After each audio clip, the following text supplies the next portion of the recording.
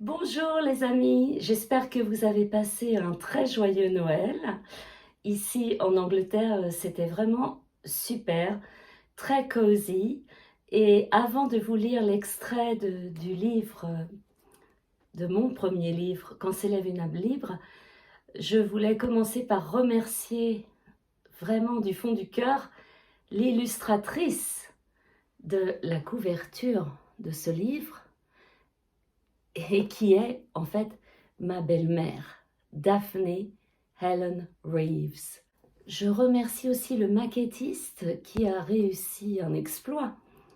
En fait, ma belle-mère a pris une photo dans les prairies de Fontevraud où avaient été semées des fleurs en vrac comme ça.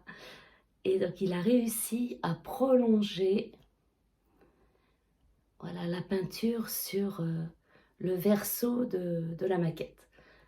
C'était vraiment deux merci à ma belle-mère qui est vraiment une artiste très douée et aussi au maquettiste des éditions Maya.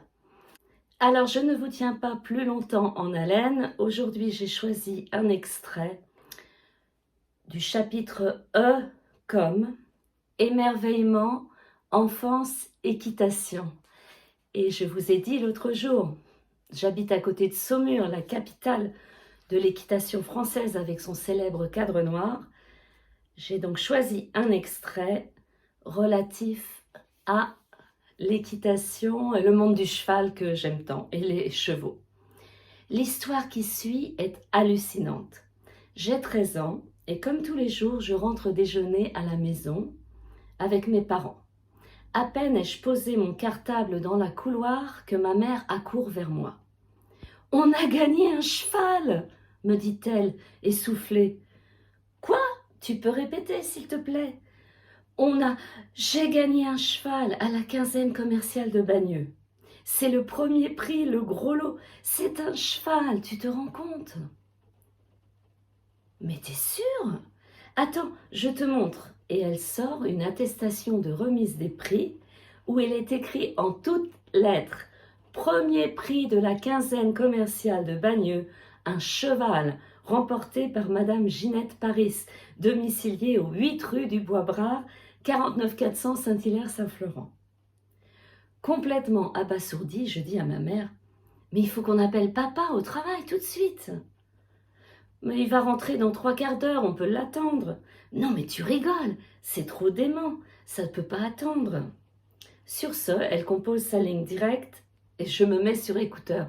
« Allô, bonjour, oui, rien de grave, mais on a gagné un cheval. » Sans détour, j'entends mon père répondre: « Oh, fichez-moi la paix de vos conneries. » Ce n'est pas une plaisanterie, s'empresse de rétorquer ma mère.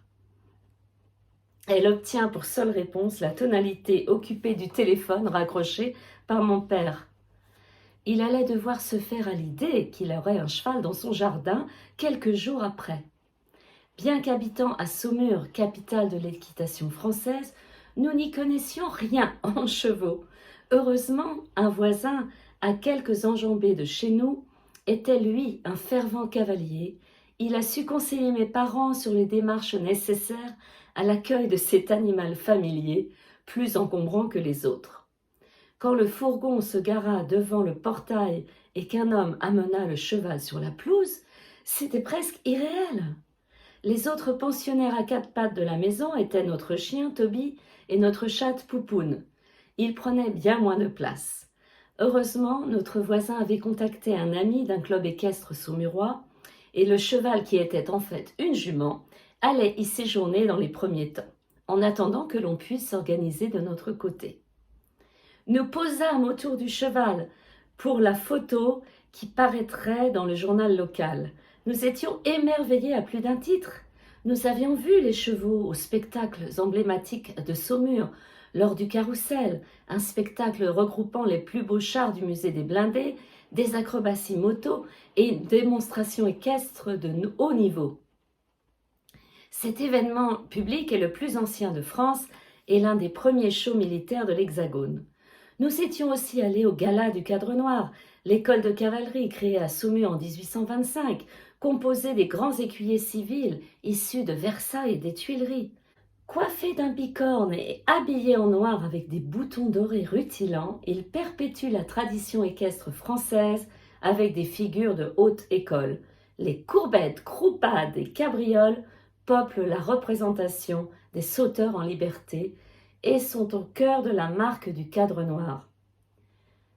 C'était la première fois que l'on voyait le meilleur ami de l'homme d'aussi près.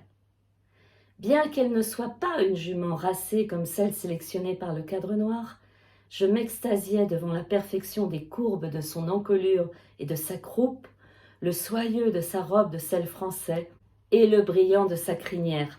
Le merveilleux se produisit quand nos regards se croisèrent avec la forte impression que l'on savait tout l'une de l'autre, sans avoir besoin de parler.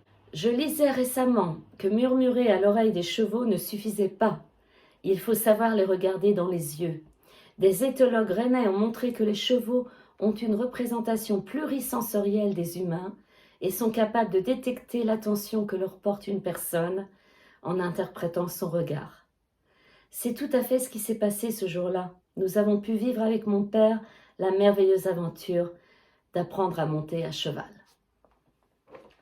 Je m'émerveille autant devant les chevaux que devant la sublime peinture réalisée par ma belle-mère et devant la beauté des choses et la beauté du monde.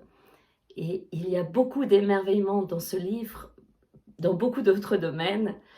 J'espère que vous allez avoir envie de lire, puisque maintenant nous avons quand même découvert 4 à 5 chapitres des 26 allumés un à un, comme un abécédaire vivant et tonique, d'une vie qui n'est certes pas une vie de star, mais l'extraordinaire n'est-il pas dans le quotidien de nos vies ordinaires, mes amis?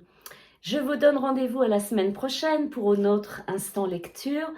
Je vous rappelle que mon livre est disponible aux éditions Maya sur leur site web. Vous ne paierez pas de frais de port. Les éditions Maya, quand s'élève une âme libre, et vous avez tout le descriptif de la vie de ce livre quand vous allez cliquer sur le lien des éditions Maya. Eh bien, je vous souhaite une très belle journée et à tout bientôt. Au revoir.